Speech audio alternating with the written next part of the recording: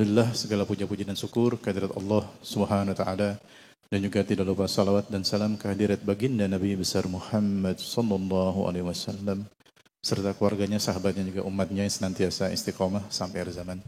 Insyaallah selagi Masjid Ittihad kita ada tausiah yang akan diisi oleh guru kita, yaitu Al-Ustaz Dr. Muhammad Faisal. Tanpa memperpanjang waktu, kepada Ustaz, tafadhol maskura.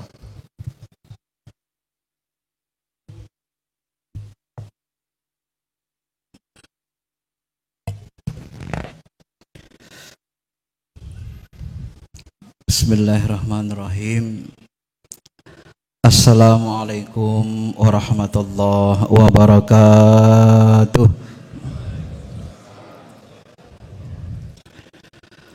Alhamdulillah hamdan na'imin, asyhadu an la ilaha illallah rabbuna rabbul alamin, wa asyhadu anna sayyidana Muhammad rasulullah sayyidil mursalin. Allahumma salli ala habibina syafi'ina wa maulana Muhammadin wa ala alihi wa sahbihi ajma'in, amma ba'd. Ma'asyiral muslimin, Bapak Ibu yang dirahmati Allah Subhanahu wa taala. Subuh ini kita akan mengkaji, ini diselingi nih, mengkaji tentang perbedaan Salafi, saudara-saudari kita yang di Salafi, dengan Aswaja dalam memahami sunnah, ya. Kita mengkaji ini supaya kita saling memahami, gitu. Paham kita dalil-dalilnya, harapan kita supaya saling toleransi, gitu. Kenapa kita supaya saling toleransi? Bapak Ibu yang dirahmati Allah, yang pertama, Nabi itu sebenarnya, ya, Allah dan Rasulnya itu sebenarnya tidak suka, marah gitu ya, kalau umat Islam ini berselisih pendapat. Allah Subhanahu wa taala tidak pernah menyuruh kita untuk bertengkar atau mempertengkarkan ayat-ayatnya. Misalnya kita kutip sebuah hadis ini, ya. Ini termasuk bahagian dari hadis moto menulis buku ini. Nabi SAW pernah bersabda, Iqra'ul Qur'an ma'talafat alaihi qulubukum fa idzahtalafu faqamu anhu. Jadi kata Nabi SAW, baca kalianlah Quran selama Al-Quran itu bisa membuat kalian lembut hati kalian, selama hati-hati kalian menyatu. Iktalapa wa allafa baina qulubikum fa asbahtum bi nikmatihi ikhwana, itu kan. Jadi selama hati kita menyatu, baca Quran itu. Tapi apabila kamu berselisih memahami Quran itu, dikhawatirkan berpecah belah, maka apa kata Nabi? Nabi mengatakan faqamu anhu, maka berhentilah kalian baca Quran. Coba pahami hadis ini dengan baik. Itu berarti bahwa Nabi tidak mau, Allah tidak mau ayat-ayatnya dijadikan sebagai alat berkelahi. Ayat-ayat Allah itu tidak boleh dijadikan alat bertengkar umat Islam, gitu ya. Itu hadis yang pertama. Hadis yang kedua diriwayatkan dalam Sahih Muslim. Ini lebih keras lagi Nabi SAW, ya. Apa kata Nabi SAW? Nah, dalam hadis ini ada seorang sahabat ketika Nabi SAW keluar dari rumah. Ketika Nabi SAW keluar dari rumah, di sini disebut kharaja wa hum yahtasimuna fil qadar. Tiba-tiba Nabi SAW melihat ada orang yang, ya, sahabat yang yahtasim, saling marah-marahan, berdebat. Tentang apa mereka berdebat? Mereka berdebat tentang qadar. bil qadar. Ini qada dan qadar ini kan sering jadi perselisihan. Nah, ketika berdebat tentang qadar, apa kata Nabi sallallahu alaihi wasallam? Nabi marah. Lalu Nabi mengatakan dalam Sahih Muslim ini, bihadza umirtum. Memang sebenarnya agama ini ada rupanya Allah Rasulnya, ada rupanya aku nyuruh kalian berdebat begini. Untuk berdebat, supaya buat berdebat, kalian rupanya aku diutus Allah. Wah, kira-kira gitu, marah Nabi kan. Aulihadza khuliqtum. Apakah kalian diciptakan, tujuan kalian diciptakan supaya kalian berdebat, supaya kalian berkelahi? Lalu Nabi mengatakan, tadribunal Qur'ana ba'duhu bi ba'din. Kalian mengadu domba Quran, kalian laga-laga ayat Tuhan. Satu mengatakan begini, satu gini, kalian buat adu domba ayat Tuhan itu. Nah, marah Nabi, bihadza halakatil umamu qablakum.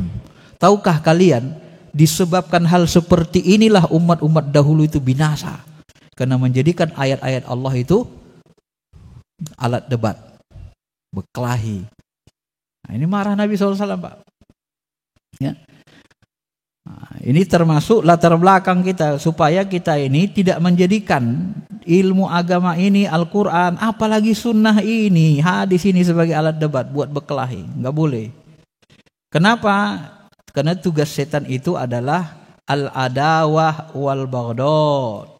Tugas setan itu yuridu syaitanu ayyuqi'a bainakumul adawah. Dia mau meletakkan permusuhan di antara kamu wal baghdad, dan saling marah-marahan, saling caci maki.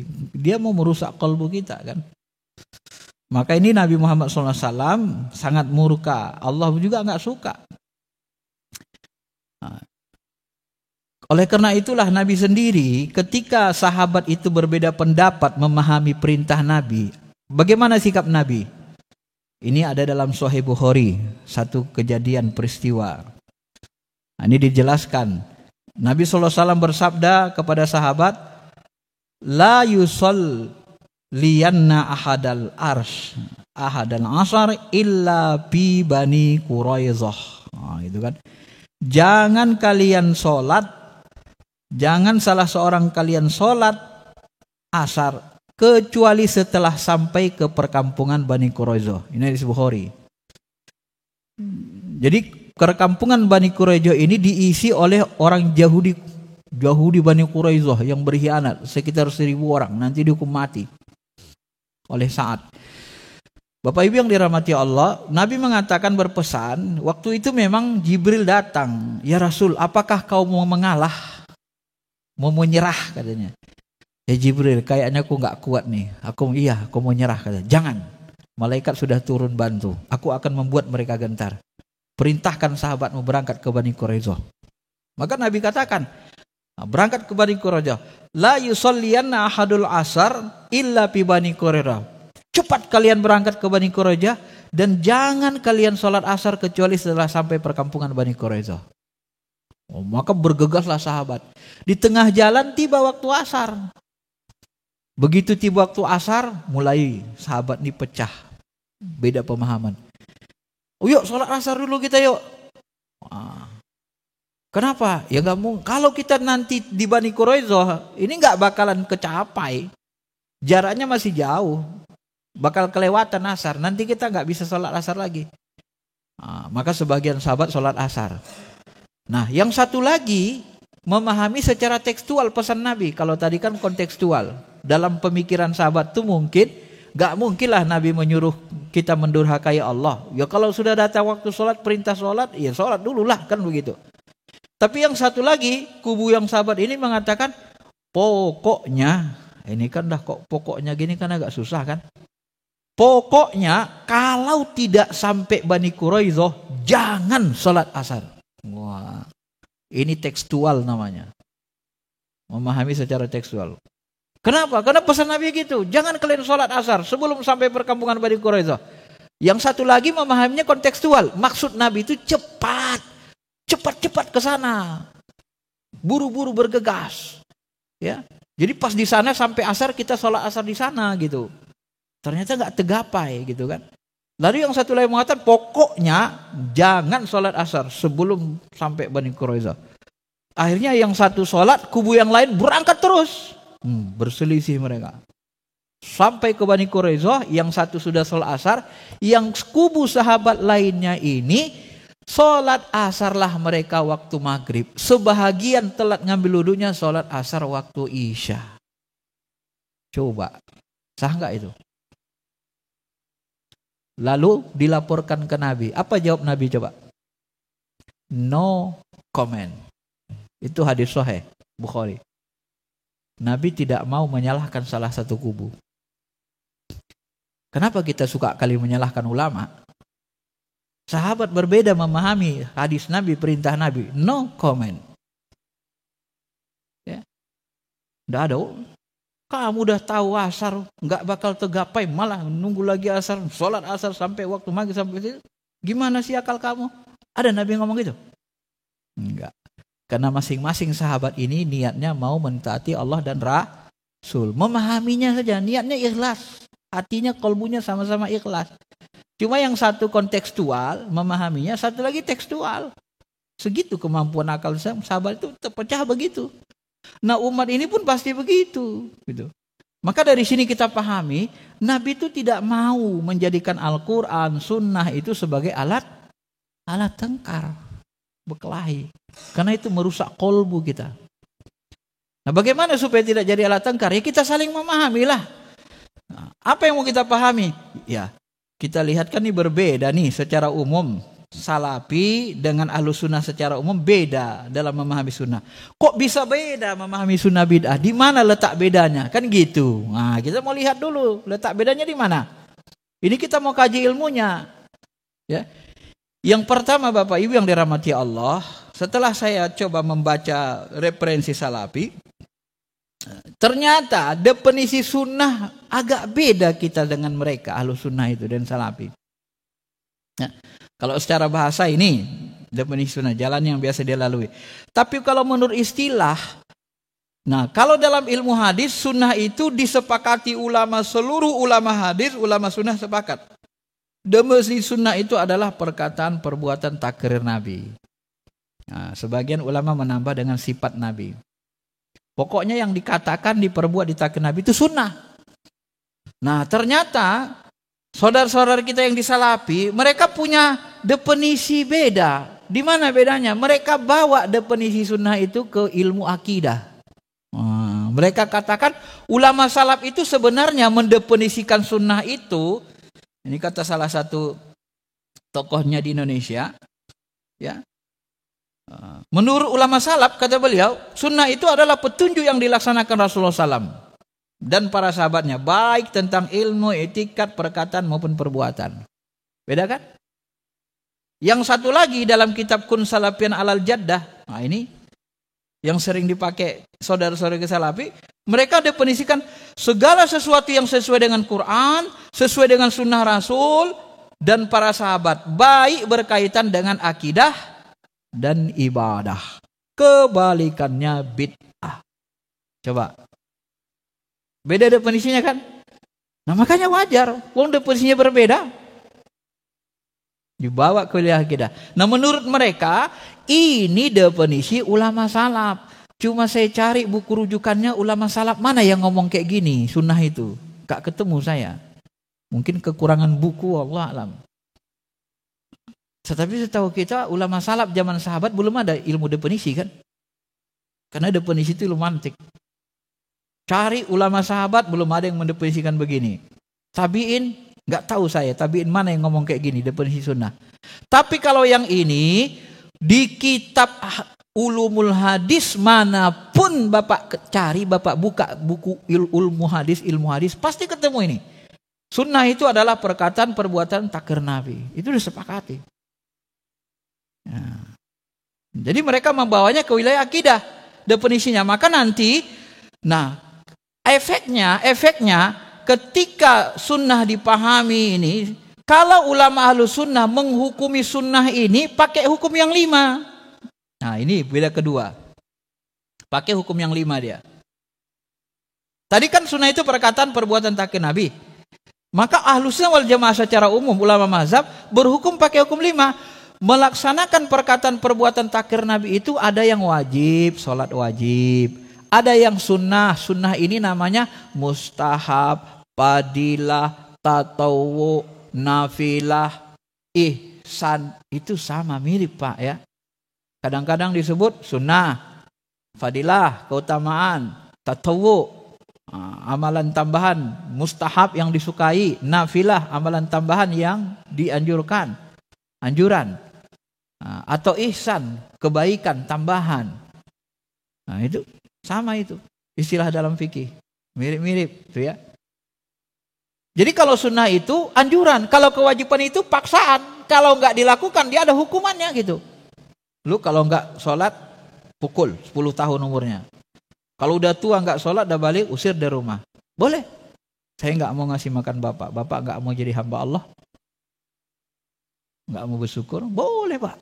Di akhirat masuk neraka sakor. Tapi kalau sholat sunnah tahajud, wa minal laili fatahajjat bihi nafilatal lak, nafilah. Di keheningan malam sholat tahajudlah engkau sebagai nafilah, amalan tambahan. Apa hukum sholat tahajud?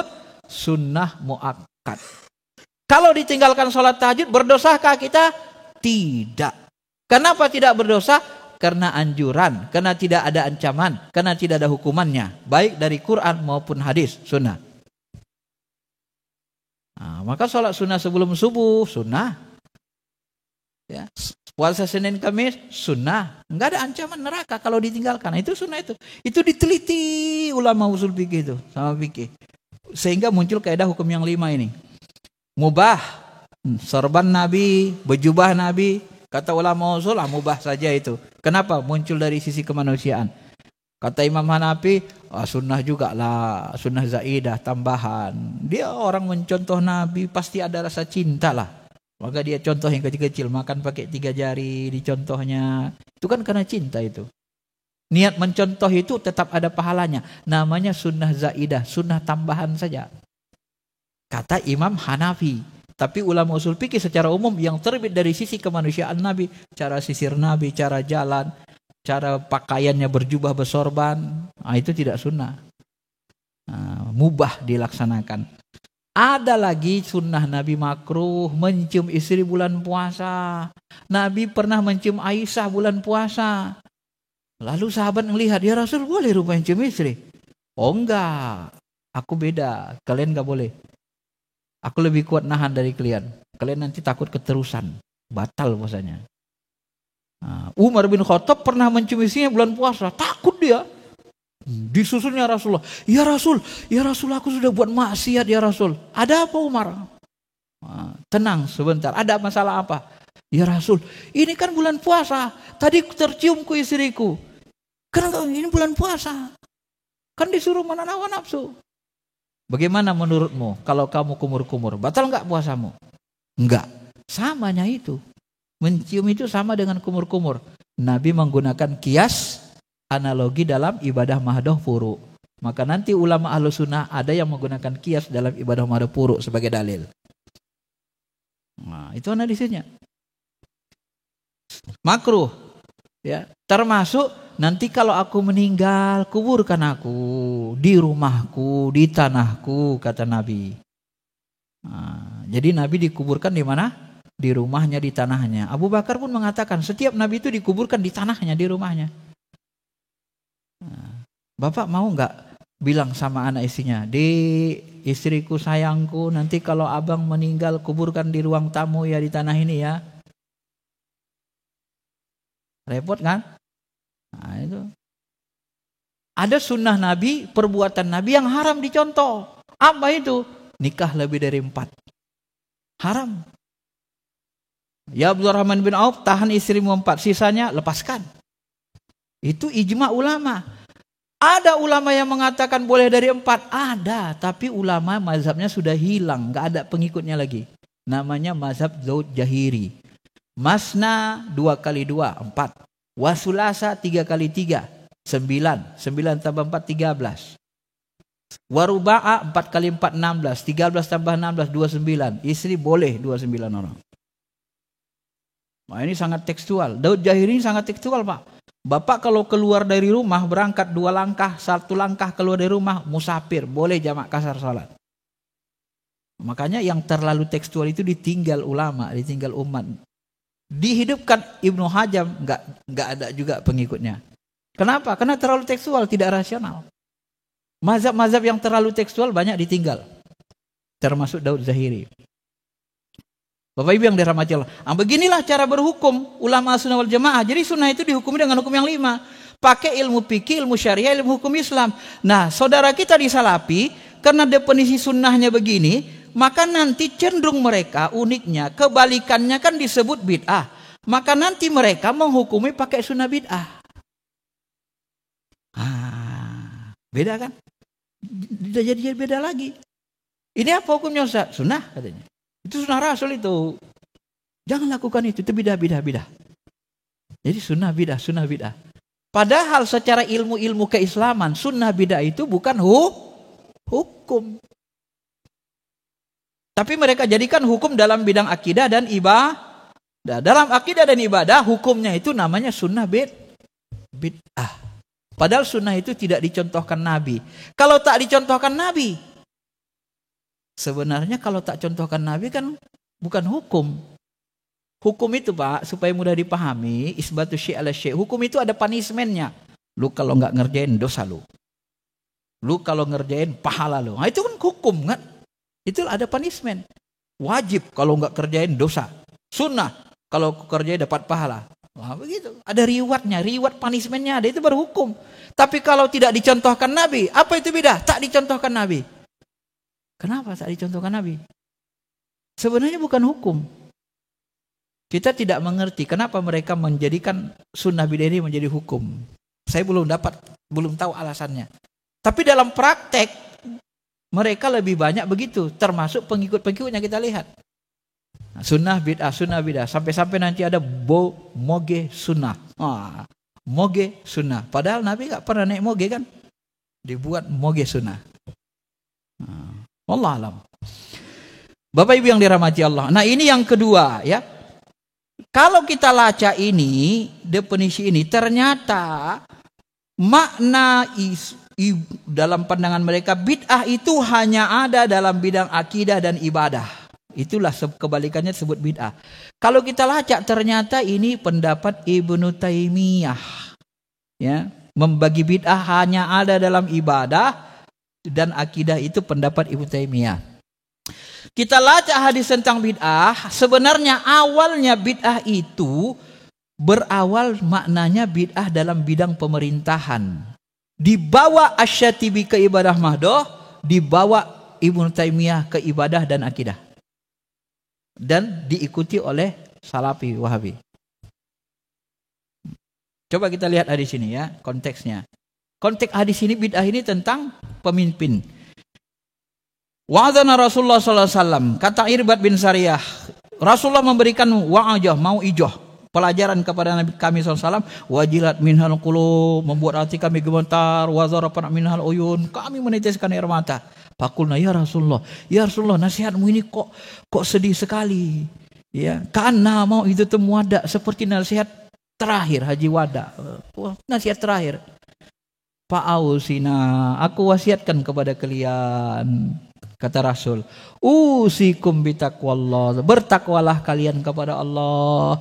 Taat kalian ya, patuh dengarkan, taat kepada pemimpin, walaupun yang memimpin kalian nanti abadun, seorang budak. Hadis lain abadun habasyian, seorang budak hitam Ethiopia. Ya. Walaupun nanti yang memimpin kalian seorang budak, taati pemimpin ya. Fa inna may ya'ish minkum, nanti siapapun di antara kamu, ini ilmu kenabian, nubuah namanya. Siapapun di antara kamu panjang umurnya masih hidup sesudah wafat, fasayaro ikhtilafan katsira, kalian akan temukan banyak perbedaan-perbedaan pendapat. Fa'alaikum bisunnati, pegang sunnahku dan sunnah khulafaur rasyidin yang mendapat petunjuk. Tamassaku, pegang kuat. Wadu 'alaiha bin nawajid, gigit dengan gigi gerahmu. Artinya ikuti pemimpin khulafaur rasyidin itu, ikuti, taati mereka. Wa iyyakum muhdatsatil umur, jauhi kamu membuat perkara-perkara baru, karena sesungguhnya perkara baru itu bid'ah dan seluruh bid'ah adalah sesat. Jadi konteks hadis bid'ah ini kalau kita pahami, kaitannya dengan taat kepada pemimpin, bid'ah dalam pemerintahan. Dari mana kita tahu? Ini disebut walaupun nanti disuruh mendengar dan taat, walaupun yang memimpin nanti budak. Dan ada hadis penguatnya, awwalu may yughayyiru sunnati rajulun min Bani Umayyah. Orang yang pertama merubah sunnahku adalah laki-laki dari Bani Umayyah. Siapa yang Bani Umayyah laki-laki? Muawiyah, anaknya Yazid dan turunannya. Berarti yang pertama kali merubah sunnah Muawiyah, ya wallahu alam. Mungkin begitu. Apa yang dia robah? Dia robah setelah dia berkuasa, dia robah. Kalau sebelum dia, itu sistemnya khilafah. Abu Bakar, Umar, Utsman, Ali. Setelah Muawiyah berubah, yughayyiru sunnati. Dirobahnya sunnah. Apa itu? Ditunjuknya anaknya Yazid jadi pemimpin. Turun-temurun, jadi monarki. Berubah kan? Ini Nabi mengatakan, yang pertama merubah sunnahku. Kalau begitu, sunnah bid'ah itu awalnya berkaitan dengan kepemimpinan. Siapa yang merubahnya kepada ibadah mado? Asy-Syatibi. Siapa yang merubahnya kepada akidah dan ibadah mado? Ibnu Taimiyah. Inilah yang dikutip saudara kita di Salafi. Ini akarnya, ya. Bapak Ibu yang dirahmati Allah Subhanahu wa taala. Di sini pun nanti disebut Nabi, masalahnya kepemimpinan. Annahu sayali amrukum min ba'di rijalu yatufuna. Sesungguhnya di antara perkara yang akan datang pada kalian sepeninggalku nanti, yaitu akan ada orang pemimpin. Nah coba, akan ada seorang pemimpin yang mematikan sunnah dan membuat bid'ah. Coba, ada seorang pemimpin. Jadi pemimpin itu yang buat bid'ah. Jadi pemerintahan. Jadi ada 3 di Sahihnya, Pak. Nah, supaya Bapak tahu akar bid'ah itu kok bisa jadi ibadah mado dan akidah gitu kan. Bapak Ibu yang dirahmati Allah Subhanahu wa taala. Nah, itu perbedaan yang kedua. Maka nanti ulama Ahlussunnah wal Jamaah, Syafi'iyah terkhususnya Imam Syafi'i dan pengikutnya, ulama-ulama besarnya menghukum sunnah dengan hukum yang 5, menghukum bid'ah juga pakai hukum yang 5. Kenapa? Kebalikan sunnah bid'ah. Kalau bid'ah sunnah hukumnya 5, bid'ah juga hukumnya 5. Ilmu mantiknya begitu, Pak. Sejajar dia. Ya. Bapak Ibu yang dirahmati Allah Subhanahu wa taala. Yang berikutnya, kenapa berbeda? Perbedaan dalam memahami hadis. Kullu bid'atin dolalah wa kulli dolalatin finnar. Seluruh bid'ah sesat dan seluruh yang sesat masuk neraka. Ini diartikan seluruhnya.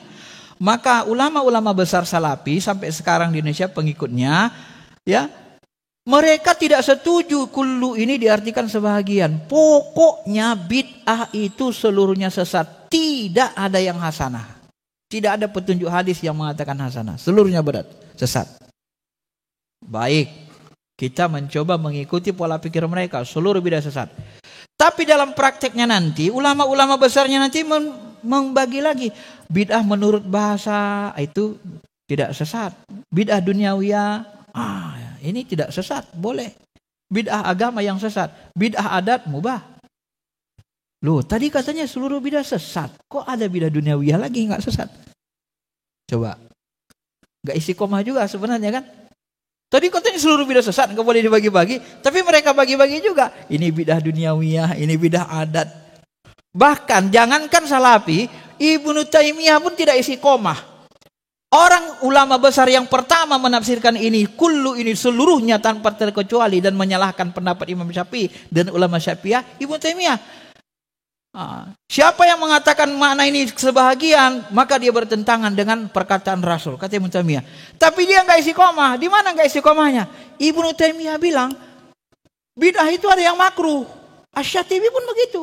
Bid'ah itu ada yang makruh. Apa arti makruh? Dikerjakan tidak dosa, ditinggalkan berpahala. Loh, katanya tadi seluruh bid'ah masuk neraka, membawa ke neraka. Kenapa ada bid'ah makruh yang enggak berdosa, yang enggak bawa ke neraka? Coba dia sendiri enggak istiqomah kan? Ibnu Taimiyah. Harusnya enggak usah ada lagi yang makruh, ya haram semualah. Kan gitu. Nah, ini titik lemahnya. Kita analisis ya. Bapak Ibu yang dirahmati Allah Subhanahu wa taala. Nah, kalau seluruh bid'ah haram, maka seluruh sunnah adalah wajib. Ini mafhum mukhalafahnya dalam fikih, logikanya atau mantiknya. Kalau seluruh bid'ah haram, maka seluruh sunnah wajib. Benar nggak seluruh sunnah Nabi wajib dilakukan? Ternyata tidak. Gagal teorinya, Pak. Tahu kan di mana lemahnya? Ya, makanya pengikutnya nggak akan bisa. Kalau begini cara berpikirnya, pengikutnya nggak bisa nanti lebih banyak dari Ahlus Sunnah. Kenapa? Karena kalah rasional secara ilmu. Kalau seluruh bidah sesat haram, maka seluruh sunnah kan kebalikan bidah sunnah. Maka seluruh sunnah wajib. Tadi sudah kita jelaskan, sholat tahajud mana wajib? Sholat puasa Senin Kamis nggak wajib kok. Nah, maka nggak kuat, pemahamannya tidak kuat gitu loh. Ya, maka yang paling kuat itu tetap Ahlus Sunnah wal Jamaah gitu. Ulama-ulama ahli sunnah wal Jamaah. Man amila amalan laisa alaihi amruna fawarad. Ini juga disalah beda pahamannya. Siapa beramal tidak ada perintah kami ditolak. Pokoknya kalau beramal nggak ada perintah ditolak. Ya. Nah, Aswaja memahami yang dimaksud muhdas di situ hal baru, maksudnya hal baru yang bertentangan dengan syariat. Semua hal baru yang bertentangan dengan syariat itulah muhdas, itulah yang sesat, itulah yang haram. Nah, itu lebih logis sebenarnya memang. Ya. Adapun kullu bid'atin dolala itu lapas umum bermakna khusus. Seluruh bid'ah maksudnya sebagian besar, kata Imam Nawawi dalam Syarah Muslim. Kalaupun mau nanti diartikan seluruh bid'ah sesat, maksudnya seluruh bid'ah yang sayyi'ah. Kullu bid'atin sayyi'ah. Seluruh bid'ah yang jelek, yang buruk. Nah, itu yang sesat. Begitu bahasanya ya. Kemudian ungkapan hadis man amila amal laisa alaihi amruna. Yang dimaksud ma laisa minhum atau laisa alaihi amruna itu pada hadis riwayat Muslim dan Aisyah di atas maknanya muhdas yang tidak ada asalnya dari agama, tak ada petunjuk dari Quran dan Sunnah perintahnya. Inilah yang tertolak, mardud, pahwarat, ya pahwaraddun. Tapi kalau muhdas sesuatu yang baru, tapi ada asalnya dari agama, maka dia diterima. Contoh, ini contoh. Hadis Sahih Bukhari, ya Rasulullah, ibuku sudah meninggal, orang tuaku meninggal. Kalau aku sedekah, sampai enggak pahalanya? Sampai, bagus. Ya Rasulullah, aku sedekahkan kebun kurmaku, engkau jadi saksinya. Untuk atas nama orang tuaku. Bapak kalau mau sedekah atas nama orang tua, sedekah apa? Pakai kurma juga, kebun kurma. Ada enggak yang punya kebun kurma sini? Nah, kalau kita mau persis repot. Kalau saya mau sedekah atas nama orang tua, nih mohon maaf nih. Saya undang warga sekomplek. Bapak-bapak, malam ini wirid Yasin di rumah saya ya. Saya mau sedekah, ada hajatan. Niat saya mensedekahi bapak-bapak, pahalanya saya kirim ke orang tua saya. Sedekah makanan, sedekah nasi, sedekah kue, minuman, pahalanya buat orang tua saya. Sama enggak itu? Sama kan? Kontekstual namanya. Enggak mungkin kita sedekah kebun kurma, kita enggak punya kebun kurma. Lalu kalau kita sedekah makanan, apa masalah? Uang makanan halal, kecuali kita sedekah narkoba masuk neraka. Ini yang kita sedekahkan makanan. Minuman, makanan halal, minuman halal, kita undang masyarakat, kita undang orang sekomplek. Pahalanya kita kirimkan ke orang tua. Ustadz yang kita undang, Ustadz tolong doakan orang tuaku ya. Apa masalah? Enggak ada masalah kan? Cuman dalam pandangan mereka, itu terlalu tekstual tadi. Kalau salafi kan itu bid'ah katanya. Enggak persis, kalau maunya persis semua. Itu repotnya di situ. Padahal sebenarnya ya enggak usahlah saling nyalahkan. Biar aja lah mereka mau tekstual, silahkan gitu. Harusnya gitu kayak sahabat tadi kan. Pokoknya kalau enggak sampai di Bani Quraizah kami enggak mau sholat asar. Ya silakan saja gitu. Cuman yang ini kan enggak salah juga sholat asar dulu gitu. Kontekstual. Maksud saya begitu, saling memahami ya. Bapak Ibu yang dirahmati Allah Subhanahu wa taala. Nah, maka kata mereka nanti kalau dalam agama enggak boleh dibuat bid'ah, yang boleh dalam dunia, masalah dunia. Lah, di sini hadis ada mengatakan man sanna fil Islam sunnatan hasanah. Barang siapa yang membuat kebiasaan. Sanna ini kata pengarang kitab Lisanul Arab, kitab bahasa paling tebal, mungkin segini dia, Lisanul Arab. Besarnya sekitar gini bidangnya, gede sekali. Belum ada yang mengimbanginya. Munjid baru segini kan kalau Munjid. Munawir masih lebih kecil lagi. Kalau Lisanul Arab lebih kurang segini dia tebalnya. Berapa jilid? Wah. Apa kata dia? Sanna di situ membuat kebiasaan baru yang baik yang belum ada contohnya. Itu arti sanna secara bahasa. Maka barang siapa membuat kebiasaan baru dalam Islam, kebiasaan yang baik, ini dalam Islam, berarti kan dalam agama. Benar? Nah, kalau mereka kan memahami bid'ah itu dalam Islam nggak boleh. Yang boleh itu bid'ah dalam dunia. Dalam agama nggak boleh. Loh, kenapa nggak boleh dalam agama?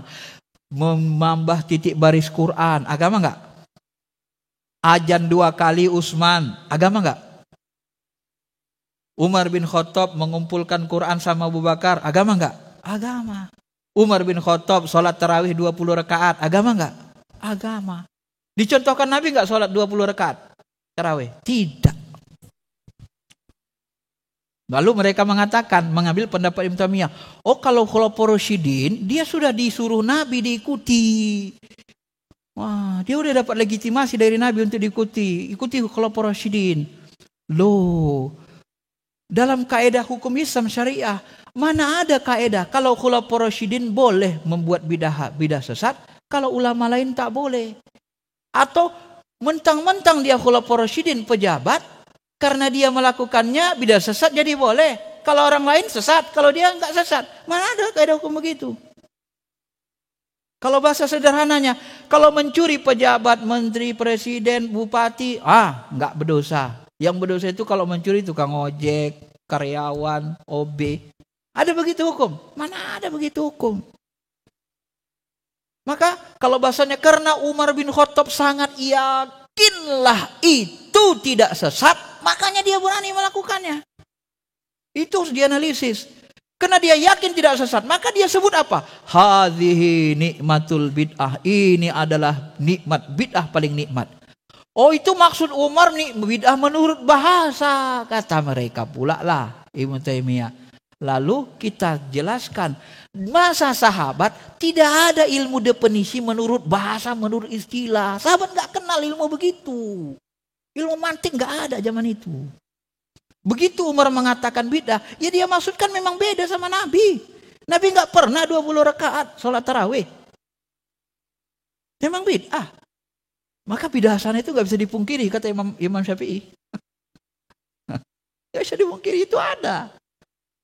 Loh, kenapa Umar bin Khattab berani? Coba analisis. Analisisnya begini, saya ringkas. Ini benar, kalau yang ini Ibnu Taimiyah benar. Apa kata Ibnu Taimiyah? Ibnu Taimiyah mengatakan, siapa yang mengatakan sholat tarawih itu ada jumlah wajibnya, maka dia keliru. Artinya jumlah sholat tarawih tidak ada jumlah wajibnya Bapak Ibu. Ya, mohon maaf nih, Bapak Ibu sholat tarawih 2 rakaat, tiba-tiba sesak sakit perut, pulang. Udahlah 2 rakaat aja lah. Dosa enggak? Dosa enggak? Wajib enggak ditambah? Enggak wajib. Kalau ditambah lebih mulia, afdal. Tapi kalau Bapak Ibu 2 rakaat sholat Isya, tiba-tiba sesak, masuk ke WC, pulang, wajib ganti nggak? Wajib, karena itu sholat wajib. Karena jumlah rakaat tarawih tidak ada jumlah wajibnya. Maka sholat tahajud 2 rakaat boleh, semampu kalian. Yang sunnah itu mastata'tum. Karena tidak ada jumlah wajibnya, maka Umar berijtihad, dibuatnya 20. Kenapa? Nah, kita coba menduga. Kita pahami, kemungkinan kalau kita pahami, Nabi dengan Hujaifah sholat tahajud. Kalau Aisyah dalam Bukhari Muslim disebut, Nabi nggak pernah lebih dari 11 rakaat sholat malam, sholat tahajud, tarawih, baik di Ramadan atau di luar Ramadan. Jumlah rakaatnya 11, 4, 4, 3, kata Aisyah. Lalu hadis sahih riwayat Hujaifah, aku pernah sholat bersama Rasul sholat malam. Rasul yang dibacanya sholat malam itu Al-Baqarah, Al-Imran, An-Nisa, 5 juz setengah. Pertanyaan saya, ada nggak saudara kita yang disalapi baca ayat ini waktu tarawih? Hah? Loh, katanya mau ngikuti sunnah, wajib ngikuti sunnah. Tahan. Gak kuat. Berarti gak semua sunnah itu harus bersih. Nah, nanti kita jelasin kaedahnya lagi. Bapak Ibu yang dirahmati Allah Subhanahu wa taala. Maka Umar bin Khattab ijtihad 20. Kenapa? Dugaan kita Bapak Ibu, dipendekkan Umar bin Khattab ayatnya, nggak kuat sholat seperti Nabi. Hudzaifah itu aja nggak kuat dia, ya, nggak kuat sahabat itu sholat seperti Nabi, panjang kali ayatnya, dipendekinlah ayatnya. Cuman waktunya tetap sekitar 2 jam, maka dapatlah 20 rakaat 2 jaman sholat tarawih. Nah, kemungkinan begitu. Selesai masa sahabat, masuk masa tabi'in, Imam Hanafi, Imam Malik, Imam Syafi'i, Ahmad bin Hanbal. Imam Malik itu Imam Madinah. Ada di situ bekas mihrabnya, di samping mihrab Nabi itu mihrab Imam Malik. Masih ada sampai sekarang. Ya. Di Masjid Nabawi itu. Imam Masjid Nabawi, ulama salaf asli, enggak aspal. Ya, enggak ngaku-ngaku salaf, tapi salaf asli Imam Malik itu. Dia sholat tarawih sama jemaah Madinah berapa rakaat? Warga Madinah waktu dia hidup 39 rakaat. Ya kemungkinan pendek-pendek kayak kita ayatnya, tapi 2 jaman waktunya. Maka Bapak kalau mau coba silakan sholat pendek-pendek ayat 2 jam, insya Allah dapat 40 rakaatan. Saya pernah coba, maka saya berani mengatakan, cobalah. Saya sekali sholat sendiri 40 rakaat 2 jam, hitung jamnya. Itu sekitar 40 rakaat, tapi ayatnya wadduha, alam nasro, agak pendek-pendek, jangan panjang-panjang. Kalau panjang-panjang enggak dapat 40 rakaat. Kalau panjang kayak Nabi 11 rakaat. Nah, coba. Jadi mana yang benar? Ya semuanya benar. Yang paling mau enaknya kan orang umat akhir zaman ini, ngambil yang ringan 11 rakaat. Ayatnya super pendek lagi, setengah jam selesai. Kalau masa Imam Malik pendek ayatnya tapi 2 jaman 39 rakaat. Jadi riwayat lain 42 43 sama witir kan gitu. Nah itu kalau kita pahami Pak ya. Jadi di situ kalau bahasa saya silakan saja mau berapa rakaat karena tidak ada jumlah wajib. Nah itulah makanya Umar berani. Itulah makanya disebut bidah hasanah. Makanya dia berani ijtihad. Makanya dia sebut itu bidah hasanah. Oh enggak ada jumlah wajibnya. Paham sahabat itu, paham, pakih. Nah, itu ilmu fikihnya gitu kalau kita teliti. Bapak Ibu yang dirahmati Allah Subhanahu wa taala. Nah, dalam konsep salafi saudara kita, semua perbuatan baru dalam akidah dan ibadah dianggap muhdas, bertentangan dengan agama. Kenapa? Karena bertentangan dengan akidah. Kita anggap seolah-olah agama Allah dan agama Allah itu tak sempurna. Nah, jadi beda lagi memahami sempurna. Sempurna dalam pemahaman mereka, Pak. Ya, al-yauma akmaltu lakum dinakum wa atmamtu alaikum nikmati wa raditu lakumul Islam madina. Ini sempurna ini dalam pandangan mereka, enggak boleh ditambah-tambah. Walaupun dalam puru. Masalahnya nanti kalau boleh saya logikakan kira-kira begini, Pak. Ini pemahaman saya ya, saya logikakan. Kita makan ada istilah 4 sehat 5 sempurna. Kalau kita makan 5 sempurna, apa isinya? Ada nasi, ada ikan, ada sayur, ada susu. Nah, ini namanya 5 sempurna. Nah kalau salafi, dia lihat yang 5 sempurna ini aja, maunya ngamalin ini. Dilihatnya orang minum kopi, sesat lu katanya. Haram katanya minum kopi. Karena nggak ada kopi di sempurna ini gitu. Padahal kopi itu halal. Dilihatnya orang minum teh, minum Sprite, sesat, bid'ah lu katanya. Karena dia terfokus ke yang ini, yang sempurna ini. Padahal itu halal. Kira-kira gitu logikanya. Maka makna sempurna dalam pandangan mereka beda dengan al-sunnah. Wahab Juhali bilang, yang sempurna itu pokok-pokok ajaran Islam. Ada akidah, ibadah, muamalah, muasyarat, semua. Rinci-rincinya nanti ijtihad ulama. Ijtihad itu nggak bisa ditutup. Ya. Sempurna itu bukan berarti komplit sampai serinci kecil-kecilnya. Enggak begitu masuk sempurna itu. Ya. Bapak Ibu yang dirahmati Allah. Bahkan kalau boleh kita katakan, kata Wahab Juhali, syariat Allah yang diturunkan kepada Nabi Isa, Nabi Musa sempurna enggak? Kalau kalian katakan tidak sempurna, dosa kalian. Mana ada syariat Allah yang tak sempurna? Tapi ada enggak yang dirubah Islam? Ada, ditambah ada.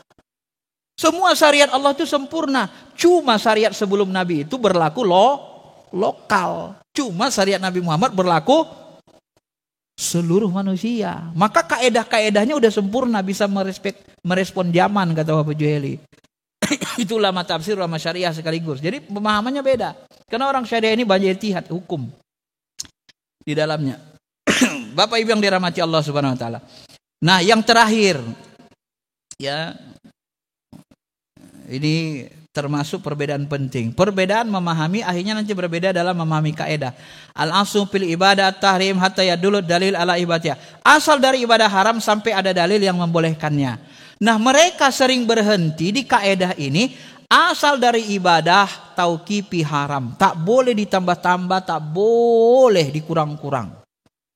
Berhenti di sini ulama-ulama besarnya. Hatta yadullu dalil ala ibadiyah, ini jarang dibahas.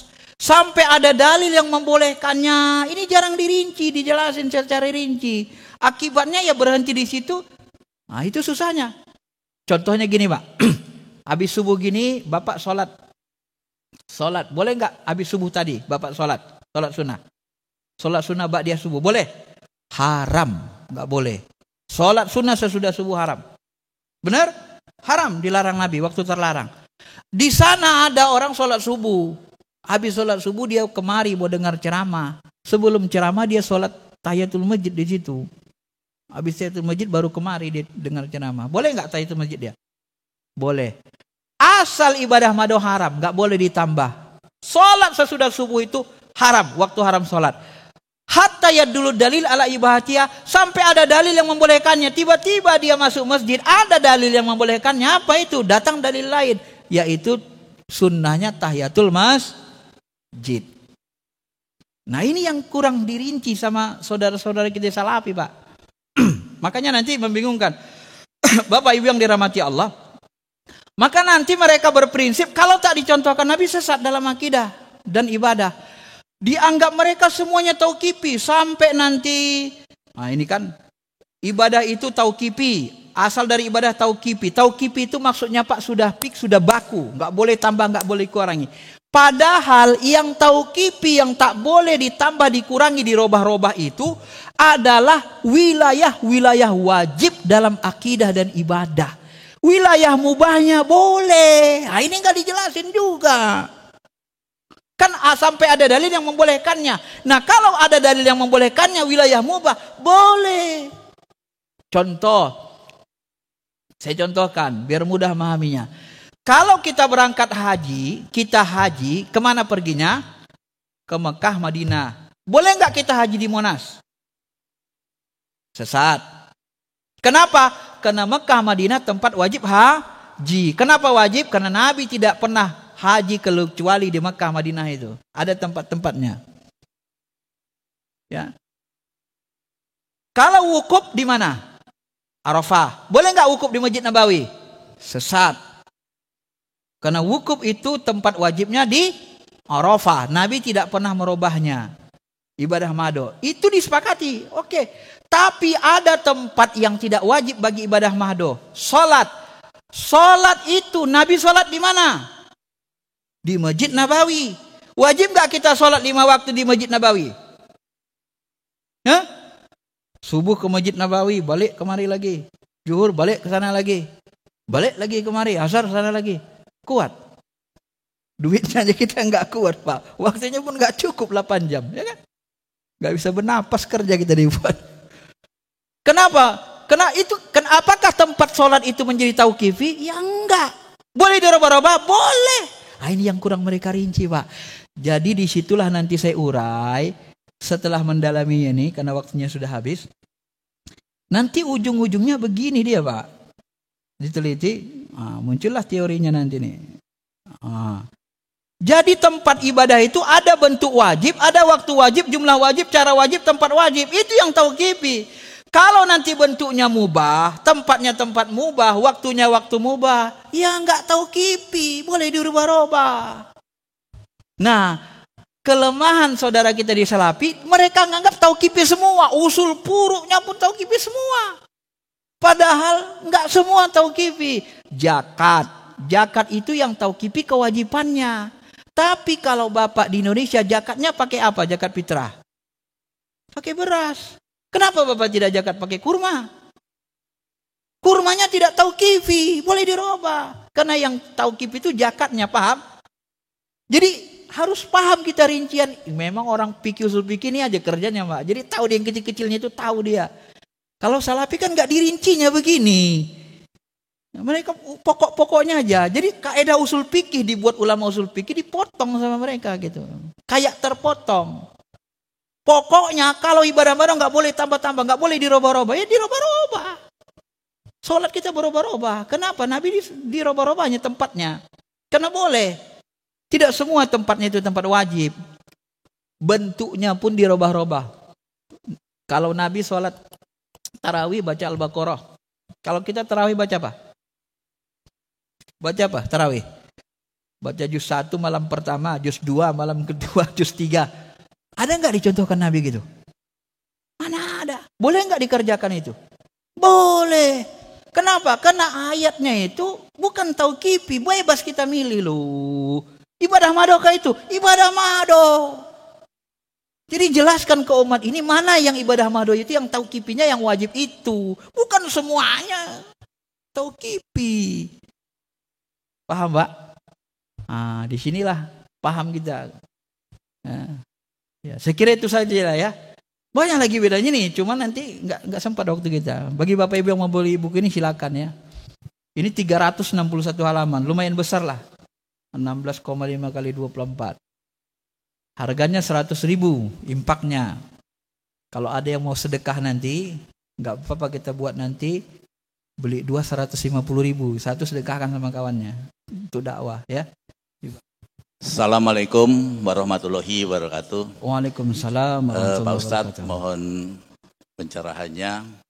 Adanya yang tadi perbedaan pengertian itu sebenarnya dasarnya apakah karena kedengkian atau memang merasa lebih benar sehingga terjadi perbedaan di dalam memaknai di Al-Quran, padahal Rasulullah menyampaikan jangan sampai ada perpecahan karena perbedaan. Iya. Dan atau kita terlalu fokus ke perbedaan padahal kesamaannya sebenarnya banyak juga. Iya. Kemudian yang kedua, kalau misalnya kita selesai sholat berjamaah, kemudian ada di satu tempat itu imam membaca doa, kemudian setelah selesai mereka bersalam-salaman. Apakah ini juga sebenarnya masuk di dalam hukum apa? Karena dengan bersalaman itu sebenarnya banyak faedahnya, mereka saling berjabatan tangan, saling mengetahui. Maksud saya lebih banyak manfaatnya. Yeah. Sementara itu kemudian satu lagi tadi sudah dijelaskan bahwa tidak semua yang Nabi lakukan itu bid'ah sebenarnya. Tadi sudah sangat terang sekali, walaupun di kenyataannya kadang-kadang terjadi perbedaan. Terima kasih Pak Ustadz. Assalamualaikum warahmatullahi wabarakatuh. Ya, ada satu lagi yang dilupakan saudara kita di Salafi. Kaedah namanya sunnah tarkiyah, ada di buku ini. Tidak semua amal ibadah mahdoh yang ditinggalkan Nabi bid'ah, sesat, haram. Contohnya apa? Nabi meninggalkan sholat tarawih tiap malam. Itu tidak sesat, tidak bid'ah. Sebenarnya Nabi memerintahkan sholat tarawih tiap malam. Nabi meninggalkannya, coba lihat isyaratnya, karinahnya, karena takut diwajibkan Allah Ta'ala. Nabi meninggalkan memerintahkan umat sholat jemaah isya nisful lail, pertengahan malam. Sebenarnya Nabi mau juru kita, sholat isya itu nisful lail, sama dengan tahajud. Habis isya langsung tahajud. Tapi karena takut memberatkan, tak jadi diperintahkan Nabi. Ya. Nabi sebenarnya ingin memerintahkan kita setiap sholat bersiwak. Tapi nggak jadi, takut memberatkan juga. Jadi banyak yang ditinggalkan Nabi ibadah mahdoh itu tak jadi dilakukan, tak jadi diperintahkan, tapi nggak haram, malah sunnah melakukannya gitu. Nah, ini juga mereka lalai dengan abai dengan kaidah itu. Itu banyak seperti itu Pak ya. Nah, kenapa bisa berbeda begitu? Ya itu tadi perbedaan perspektif. Mereka mengambil dari Ibnu Taimiyah sepertinya tadi. Bid'ah itu hanya ada dalam akidah dan ibadah. Itu pendapat Ibnu Taimiyah. Dia yang mencetus pertama itu. Kalau Satibi, bid'ah itu hanya ada dalam ibadah mahdoh. Akidah tidak dianggapnya, tak dibahasnya di Cisom. Ya. Kalau ulama fikih mazhab, makanya dalam riwayat kan disebut Ibnu Taimiyah itu di awal-awal tuh sering kali keluar masuk penjara. Kenapa? Fatwanya buat heboh orang gitu kan, berlawanan dengan mazhab. Nah, maka di awal-awal dia dianggap sesat begitu oleh ulama. Tapi akhir-akhirnya beliau sering di penjara, lama-lama berubah. Bahkan lama-lama belajar tasawuf, bertarikat lagi gitu, dan seterusnya. Ya. Menurut sebagian ulama begitu. Kemudian yang berikutnya tadi apa lagi? Enggak ada catatan jadi saya. Terkait ini kenapa terjadi perbedaan itu, apakah karena dasarnya ada kedengkian atau karena apa gitu Ustaz? Itu tadi sudah, itu pemahaman saja ya. Kita tidak berani mengatakan kedengkian, paling lebih kepada pemahaman, itu pemahaman Ibnu Taimiyah. Ya, kalaupun ada unsur politik bisa jadi. Kenapa ada unsur politik? Karena Muhammad bin Abdul Wahab bersekutu dengan kerajaan Saudiyah. Dan Saudiyah minta bantu kerajaan Inggris untuk membebaskan diri dari Khalifah Turki Utsmani. Lawan mereka hari itu adalah keluarga Habaib. Maka Habaib itu banyak yang menghindar. Dari itu secara politiknya, ya secara politik. Semua ulama kalau dia masuk ke wilayah pemerintahan, akhirnya dia terkontaminasi politik. Nggak bisa enggak. Ya. Mohon maaf, misalnya ulama NU, kalau sudah jadi masuk dia ke dunia politik, ya ikut juga lah. Mana bisa enggak? Udah masuk? Ada enggak yang di luar politik? Ada. Ada yang enggak mau berpolitik? Ada yang mau berpolitik. Nah, itu bebas lah. Yang penting baik-baik saja kan. Mau politik silahkan, penting baik. Ya, jangan enggak baik, itu aja. Ya. Yang kedua tadi apa? Ada satu lagi. Cukup.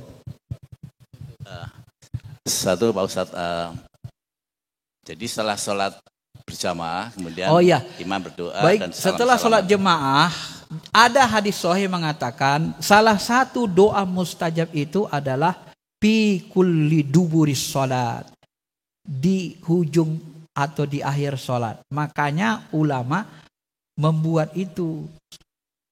Waktu mustajab itu setelah kita selesai sholat, waktu mustajab doa itu sesudah sholat. Makanya berdoa ulama, diajak jemaah. Itu petunjuk hadis umum. Apakah itu bid'ah? Walaupun sekiranya itu tidak pernah dilakukan Nabi, sekiranya ya, kita menduga, kita nggak hafal semua hadis. Seandainya pun tidak pernah dilakukan Nabi, tidak masalah. Kenapa tidak masalah?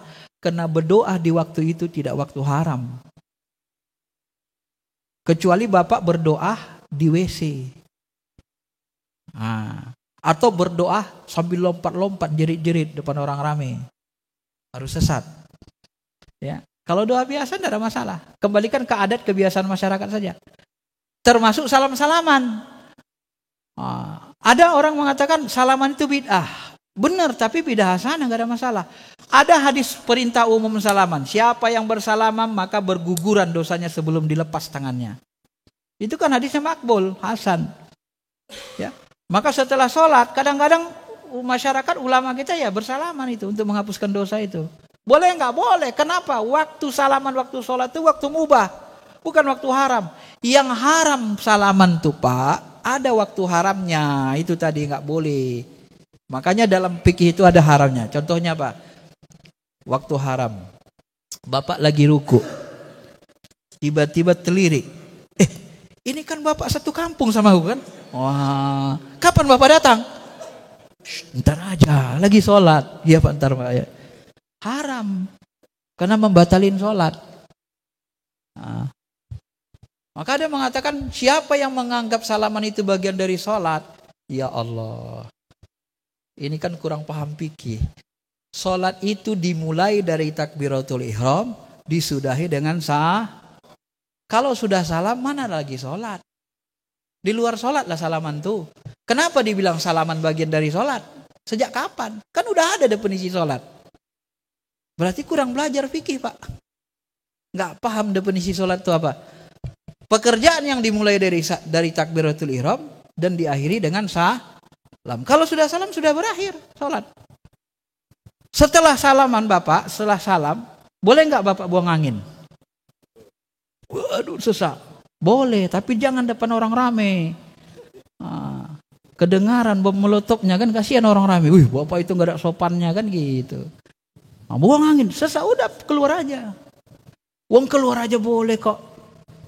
Kadang maaf Pak ya, karena kadang nggak tahu lah saya apa kurang paham fikih. Habis sholat nanti lihat HP mereka, tik-tik lihat WA. Lihat WA boleh. Giliran salaman nggak boleh.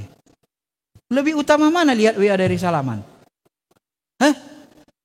Coba pasang akal sehat kita. Utama mana lihat HP dari salaman? Salaman. Cuma Pak, kalau bisa, ada di antara sahabat kita nggak suka salaman, belum terbiasa, belum paham. Habis sholat dia zikir, khusyuk. Jangan Bapak ganggu salaman. Salam, bekelahi lah nanti balik. Kalau dia udah khusyuk gitu, zikirnya biarin aja gitu. Kalau saya pribadi lihat kondisi, kalau salaman, kalau enggak masalah. Wong itu enggak wajib, enggak sunnah juga kok. Kalau diniatkan menggugurkan dosa ya adalah pahalanya sedikit, kan gitu aja. Jadi biarkan aja adat masyarakat tuh, dilihatin aja. Kalau salaman dia salaman kita, kalau enggak usah diperdebatkan. Karena apa? Karena Al-Quran hadis ini dipahami, habis dipahami amalkan. Mana yang kita yakini? Begitu yang suruh Nabi. Gak usah didebatkan. Kalau nggak tahu tanya sama ulama. Karena ada ulama kita, ada ahlinya. Ya. Fikih ini Pak dalam. Makanya orang tua Muhammad bin Abdul Wahab itu kan marah kepada Muhammad bin Abdul Wahab. Dulu waktu kecil nggak mau dia belajar fikih. Ayahnya hakim, paham fikih, mazhab Hambali. Anaknya nggak mau belajar fikih, marah-marah lah ayahnya. Kenapa? Fikih itu penting. Kalau nggak paham kita fikih usul fikih, berhukum, nanti salah-salah. Karena ini didirikan untuk menciptakan sebuah ilmu butuh dalil yang banyak, dalil agama. Nggak bisa 1-2 dalilnya. Untuk membentuk satu ilmu, itu banyak sekali Pak kan perangkatnya. Mana muncul ilmu kedokteran kalau tidak hebat ilmu kedokteran itu? Mana muncul ilmu spesialis gigi kalau nggak dalam pengetahuannya, hanya secuil. Karena dalamnya pengetahuan gigi, saraf ini, begini-gini, muncullah dokter gigi, kan begitu dia. Ilmu fikih itu karena banyak ilmunya, harus kita pahami. Pahami dulu logika-logika ulamanya, cara berhukumnya. Seperti ini lagi Pak, coba Bapak perhatikan. Ini pernah nggak dibahas mereka nih? Hampir nggak pernah mereka bahas kan? Kaedah ini. Kaedah ini saya tunjukkan satu kaedah nih. Al-hukmu yataghayyaru bitaghayyiril amkinah wal azminah. Ini Imam Ibnu Qayyim dia buat kaidah ini. Hukum itu bisa berubah, al-ahkam. Hukum itu berubah karena berubahnya zaman, berubah tempat, berubah keadaan, berubah adat, berubah niat. Berubah hukum Pak. Ibadah madu berubah juga. Contoh, baca Fatihah, Bismillahirrahmanirrahim. Dalam sholat baca Fatihah apa hukumnya? Wajib. Di luar sholat sunnah saja dapat pahala. Di WC haram. Berubah tempat, berubah hukum dari wajib ke sunnah itu orang fikih Pak. Orang fikih itu detail ilmunya. Enggak sembarangan mengharamkan sesuatu. Detail dia rinci, enak memahaminya. Bapak baca Fatihah lagi junub. Apa udah? Dapat pahala? Dosa. Keadaannya junub. Ada dosa besar. Ya. Apalagi lagi hubungan suami istri, baca Fatihah kuat-kuat, enggak boleh. Dosa. Supaya dapat anak yang soleh katanya enggak boleh. Itu waktu junub enggak boleh. Tapi kalau dalam hati boleh. Ingat Allah. Kalau diucapkan tidak boleh. Ya. Jadi ada waktu-waktunya, waktu bernajis kita tidak boleh. Begitulah fikih itu. Jadi berubah dia Pak. Hampir semua begitu nanti. Haji. Pertama kali Bapak haji, apa hukumnya? Wajib. Kedua kali, udah gak wajib lagi. Berubah kan hukum haji? Berubah. Jadi tidak selamanya dia wajib. Makanya saya sebut tadi, ibadah mahdo itu tidak selamanya dia. Ibadah mahdo itu tidak semuanya mahdo gitu. Waktunya, tempatnya, enggak semuanya. Ada waktu mubahnya. Kadang dia berubah. Karena berubah waktu keadaan tadi. Nah, ini yang membuat kaidah ini ulama usul fikih, termasuk Ibnu Qayyim pun mengeluarkan kaidah ini dalam Ilamul Muwaqqi'in. Cuman nggak dibahas secara rinci sama mereka. Nggak tahu apa mereka nggak tahu, nggak ahli, wallah alam. Tapi kebanyakan mereka jurusannya akidah dan hadis. Jurusan fikih usul fikih agak jarang. Nah itu yang mungkin karena tidak sampai kemari penjelasannya mungkin ya, wallah alam. Baik, bisa dipahami ya? Saya kira itu aja karena udah siang. Cukup ya. Mohon tutup dengan doa. Ini juga bidah ini kan, habis ngaji baca doa. Karena habis ngaji doa mustajab gitu kan. Nah. Wallahu a'lam. Astaghfirullahaladzim. Alhamdulillahirabbil alamin wassalatu wassalamu ala asyrafil anbiya'i wal mursalin wa ala alihi wa sahbihi ajmain. Ya Allah ya Rahman ya Rahim, ampuni dosa kami, dosa orang tua kami, anak istri, keluarga kami ya Rahman. Bersihkan qalbu kami ya Rahim, bersihkan akal kami ya Rahman. Jadikan hati kami hati yang lembut, yang selalu bersaudara, yang selalu menikmati persaudaraan sesama umat Islam ya Allah. Jangan jadikan hati kami berpecah belah ya Allah. Ampuni dosa umat Muhammad ini ya Allah. Sayangi dosa umat Muhammad. Ampuni dosa umat Muhammad ini ya Allah. Sayangi umat Muhammad ini ya Allah. Tutup aib umat Muhammad ini ya Allah.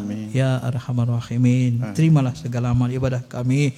Mudahkan urusan dunia kami. Bantu kami mentaatimu. Mudahkan urusan agama kami. Mudahkan urusan akhirat kami. Selamatkan kami ya Allah dari azab neraka-Mu ya Arhamar Rahimin. Rabbana atina fid dunya hasanah fil akhirati hasanah wa qina adzabannar. Walhamdulillahi. Sallallahu Rabbuna ala nuril mubin Ahmad al-Mustafa Sayyidil mursalin. Sallallahu Rabbuna ala nuril mubin Ahmad al-Mustafa Sayyidil mursalin wa ala